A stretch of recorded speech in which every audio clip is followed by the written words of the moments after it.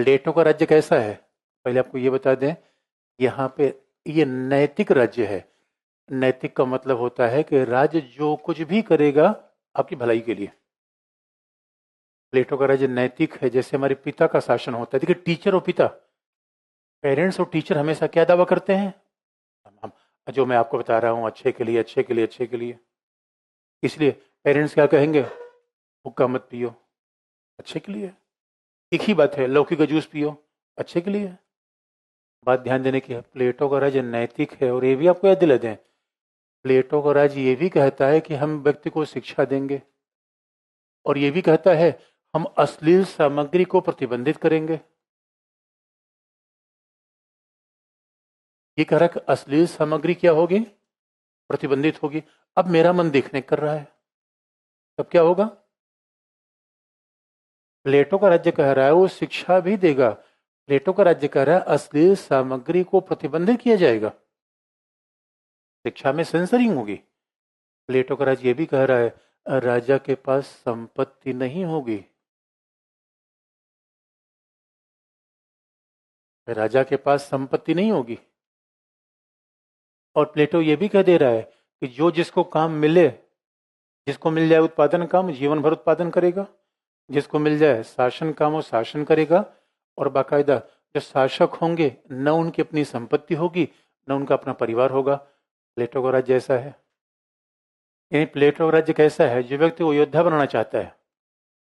प्लेटो का राज्य कैसा है? जो व्यक्ति को योद्धा बनाना चाहता है, अच्छा बनाना चाहता है। इसलिए प्लेटो का राज्य का मतलब है जहां व्यक्ति का जीवन है ही नहीं है। अरे इसलिए तो प्लेटो ने क्या कहा? State is the biggest family.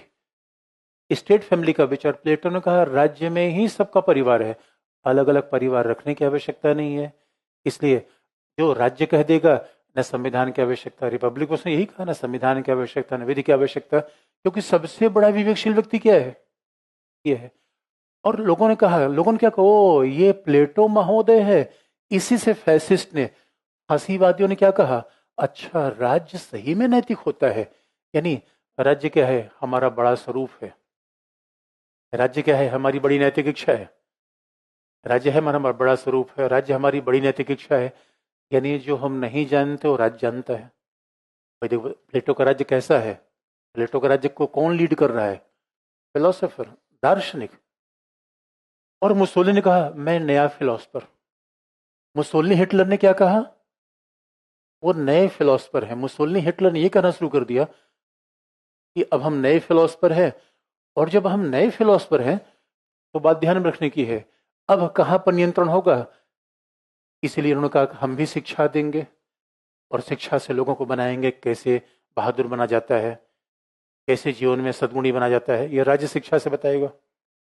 दूसरा, अब राज्य को हम सबसे महत्वपूर्ण मानेंगे। व्यक्ति के जीवन का महत्व होगा राज्य। प्लेटो में राज्य सर्वश्रेष्ठ है, राज्य सबसे बड़ी इकाई है। राज्य के सामने व्यक्ति का महत्व ही नहीं है। राज्य है सागर, व्यक्ति है बूंद। राज्य सागर है, व्यक्ति बूंद है। राज्य शरीर है, व्यक्ति अंग है। ठीक इसी प्रकार मुसोलिनी ने कहा व्यक्ति का जीवन राज्य की भलाई के लिए है। व्यक्ति का जीवन राज्य की भलाई के लिए है। इसलिए मुसोलिनी भी कहता है कि जरूरत पड़ेगा तो हम संपत्ति पर नियंत्रण करेंगे। जरूरत पड़ेगा तो हम संपत्ति पर नियंत्रण करेंगे, हम शिक्षा देंगे। हम जरूरत पड़ेगा तो, और शिक्षा में धार्मिक शिक्षा होती ही थी, हम धर्म पर भी नियंत्रण कर लेंगे।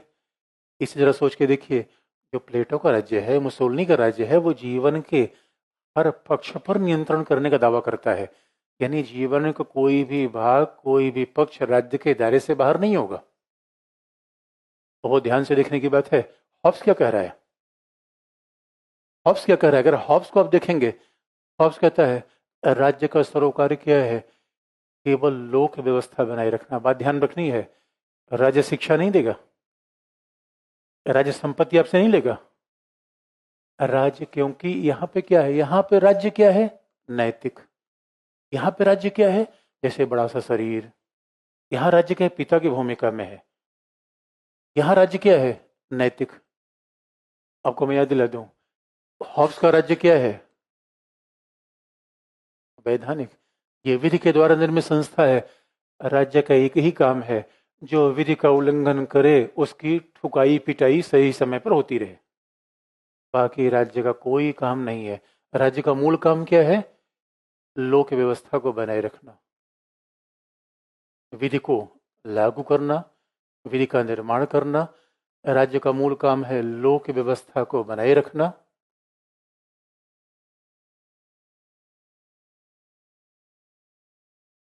राज्य का मूल काम है लोक व्यवस्था को बनाए रखना।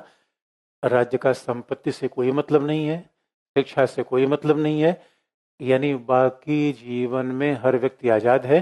राज्य आपके जीवन में तभी आएगा जब आपने दूसरे के जीवन पर हमला कर दिया। एक ही कंडीशन है, या कोई किसी बाहरी शत्रु ने हमला कर दिया तो राज्य उसे बचाएगा।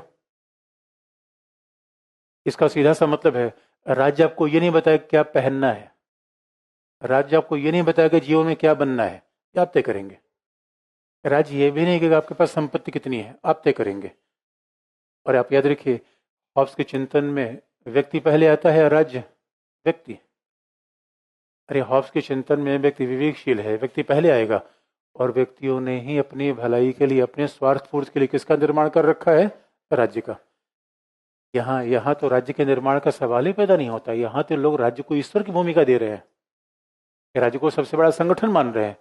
अब बताइए, आजादी कहाँ खतरे में पड़ रही है? प्लेटो में या हॉब्स में? अरे हॉब्स में राज्य का एक ही काम है, जो संयोग की बात है आज भी राज्य का वही काम है। जिस हॉब्स से पूछा जाए कि हॉब्स महोदय ये बताओ कि आपका राज्य क्या करेगा, अगर मैं यूलू लेके कहीं रात में घूम रहा हूं, दौड़ा लेगा? हॉब्स ने कहा ना बेटा, घूमो यूलू लेकर, राज्य का उससे कोई मतलब नहीं है। फिर आप कहोगे हॉब्स महोदय आपका राज्य कहाँ दौड़ेगा, बताओ मैं किसी को गुलाब गुलाब देना चाहता हूँ तो आपका राज्य तलवार लेके दौड़ा लेगा? कहा नहीं नहीं मेरे बच्चे, गुलाब दो। तो हमने कहा फिर बताओ हॉब्स महोदय आपका राज्य कहाँ में रोकेगा? हॉब्स कहेंगे जिस दिन किसी को चक्कू मारने का प्रयास किया वहां राज्य जाएगा।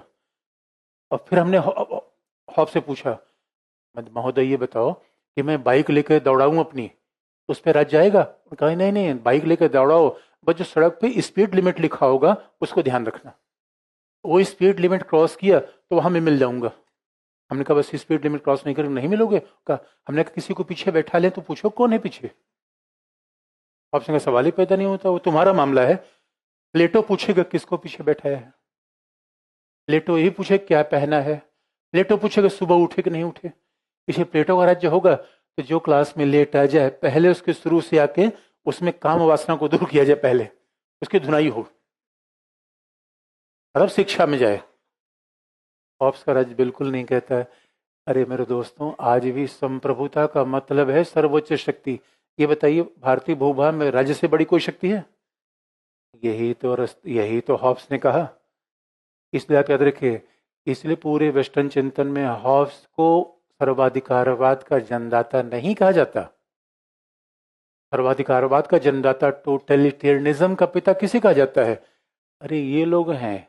बलेदीप ने कहा कि ये कहना पूर्ण तौर पे सच है नहीं सच है विवाद का विषय है, लेकिन जिन लोगों ने कहा और किन कारणों से, जो भी राज्य को सर्वश्रेष्ठ बताएगा, नैतिक बनाएगा, यहाँ पे राज्य यंत्र है, मशीन है, सर्वश्रेष्ठ नहीं है, नैतिक है, नैतिक नहीं है, ये मशीन है, विधि है। अब किसी ने बात कल पूछी थी, इसलिए इसी बात को फिर हैकर ने जवाब दिया है। लोगों कहे तो ब्लंडर हो गया, हॉब्स को लोगों ने समझ लिया कि ये तो प्लेटो जैसा राज्य है। हॉब्स को सर्वाधिकारवादी कहना गलत है। हॉब्स अधिनायकवादी है, सर्वाधिकारवादी नहीं। सर्वाधिकारवादी का मतलब है जहां राज्य आपके जीवन पर हर जगह हस्तक्षेप करे, कैसा कपड़ा पहना है, कैसा खाना खाओगे, कैसी शिक्षा होगी, संपत्ति रखोगे। अधिनायकवादी राज्य का मतलब है राज्य तभी आपके मार्ग में आएगा जब आप राज्य पर हमला करेंगे या व्यक्ति पर हमला करेंगे। उसके अलावा राज्य से आपके जीवन से कोई मतलब नहीं है। अब आप बताइए कहां से फांसीवाद पैदा हो रहा है, हॉब्स से या इन लोगों से?